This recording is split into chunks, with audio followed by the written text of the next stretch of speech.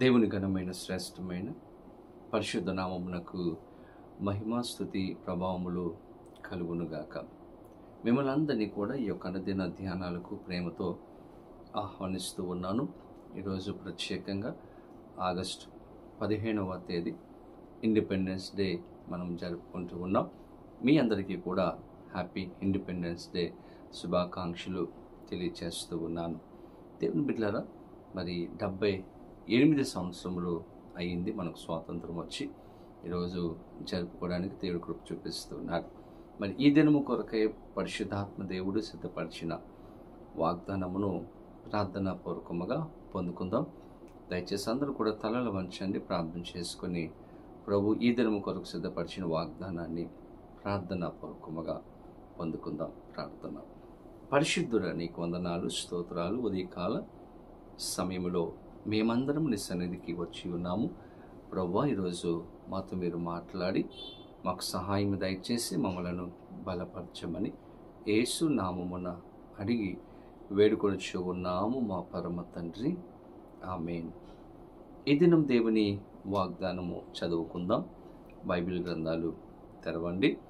అపోస్తలుడైన పౌలు గలతీయులకు రాసిన పత్రిక 5వ అధ్యాయము 1వ వచనమును చదువుకుందాం. ఈ స్వాతంత్రము అనుగ్రహించి క్రీస్తు మనలను స్వతంత్రులుగా చేసి ఉన్నాడు. కాబట్టి మీరు స్థిరముగా నిలిచి మరల దాస్యమును కాడి క్రింద చిక్కుకొనకుడి. దేవుని స్తోత్రం. క్రీస్తు మనలను స్వతంత్రులుగా చేసి ఉన్నాడు. దీని పిల్లరా, ఈ దినం ఒక చక్కని వాగ్దానము పరిశుద్ధాత్మ దేవుడు మనకిస్తూ ఉన్నారు. ఈరోజు లోకపరముగా మనం ఆలోచన చేస్తే 78వ ఇండిపెండెన్స్ డే మనం జరుపుకుంటూ ఉన్నాం. దేవుని బిడ్డలారా, ఒకప్పుడు బ్రిటిష్ వారి కింద బానిసలుగా ఉన్నటువంటి మనము స్వాతంత్రాన్ని పొందుకొని ఉన్నాం. ఇది లోకపరమైనటువంటి స్వాతంత్రాన్ని దేవుని బిడ్డలారా మనము గ్రహిస్తూ ఉన్నాం. లోకపరమైనటువంటి స్వాతంత్రాన్ని పొందుకొని ఉన్నాం. అయితే క్రీస్తు ఇక్కడ పలుకుతున్నటువంటి మాటలు గనక మనం గమనిస్తే, దేవాది దేవుడు ఏ విషయాలలో మనలను స్వతంత్రులుగా చేశాడు, ఏ విధమైనటువంటి స్వాతంత్రాన్ని మనం పొందుకున్నాము అంటే, బైబిల్ గ్రంథంలో మనం చూస్తే గనక రోమీయులకు రాసినటువంటి పత్రిక 8వ అధ్యాయము 2వ వచనంలో మనం గమనిస్తూ వాక్యం తెలియజేస్తూ ఉంది.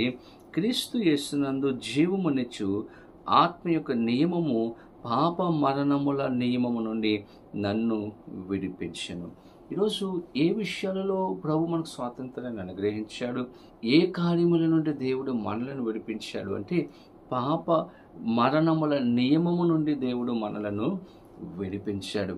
ఒకప్పుడు పాపపు బానిసత్వములో జీవించినటువంటి మనలను, మురికిలో ఉన్నటువంటి మనలను, బురదలో ఉన్నటువంటి మనలను, చీకటిలో ఉన్నటువంటి మనలను దేవుడు రక్షించి తన రక్తం ఇచ్చి మనలను కడిగి శుద్ధీకరించి దేవుని బిడ్డలారా తన బిడ్డలుగా మలుచుకొని నిజమైనటువంటి స్వాతంత్రాన్ని దేవుడు మనకు అనుగ్రహించి ఉన్నాడు. పౌలు గలతీ సంఘంతో మాట్లాడుతూ ఆయన అంటూ ఉన్నాడు, మీరు క్రీస్తు ద్వారా స్వతంత్రులుగా చేయబడ్డారు. కాబట్టి మీరు స్థిరముగా నిలిచి మరల దాస్యమును కాడి కింద మీరు చిక్కుకొనకుండా మీరు జాగ్రత్తగా చూచుకోండి అని దేవుని యొక్క వాక్యం తెలియజేస్తూ ఉంది. మరలా పాపపు జీవితంలోనికి మనం వెళ్లకుండా దేవుని బిడ్డల ప్రభు ఇచ్చినటువంటి స్వాతంత్రాన్ని మనం ఏం చేయాలంటే కాపాడుకునే స్థితిలో మనము ఉండాలని పరిశుద్ధాత్మ దేవుడు మనకు ఈరోజు తెలియజేస్తూ ఉన్నారు. ఈరోజు దేవుని బిడ్డలారా, నిజమైనటువంటి మరి ప్రభు ఇచ్చినటువంటి స్వాతంత్రాన్ని మనం కలిగి ఉన్నామా? ఒకప్పుడు పాపంలో ఉన్నాము, పాపిగా జీవించాము, దేవుని బిడ్డలారా పరిశుద్ధంగా మార్చాడు. ఈరోజు మన బ్రతుకులు ఎలా ఉంటూ ఉన్నాయి? ఇంకా పాపంలోనే మనం జీవిస్తూ ఉన్నామా, లేకపోతే పరిశుద్ధంగా మనం జీవిస్తున్నామా? పాపంలో ఉంటే ఇంకా మన జీవితంలో నిజమైనటువంటి ప్రభు ఇచ్చినటువంటి స్వాతంత్రాన్ని మనము కలిగి ఉన్నటువంటి వారము కాదు. దేవుని బిడ్డలారా, ఎప్పుడైతే పాపమును విడిచి పరిశుద్ధంగా జీవిస్తున్నామో, ప్రభు ఆశించినట్లుగా ఈ లోకంలో మనం జీవించగలుగుతున్నామో, అప్పుడే నిజమైనటువంటి స్వాతంత్రాన్ని మనము కలిగిన వారము. బైబిల్ గ్రంథంలో మనము చూస్తే దేవుని బిడ్డలారా, సమరయ స్త్రీని మనము గమనిస్తాం. యేసు ప్రభువారు సమరయ గ్రామానికి వెళ్ళినప్పుడు 12 గంటలకు ఆ స్త్రీ ఒక బావి దగ్గరకు వచ్చింది. దేవుని బిడ్డలారా, ఆమె ఏ ఉద్దేశంతో వచ్చిందంటే పాపపు ఉద్దేశంతో అక్కడికి వచ్చింది. పాపము చేయడానికి అక్కడికి వచ్చింది. అటువంటి స్త్రీతో యేసు ప్రభువారు మాట్లాడుతూ ఉన్నారు.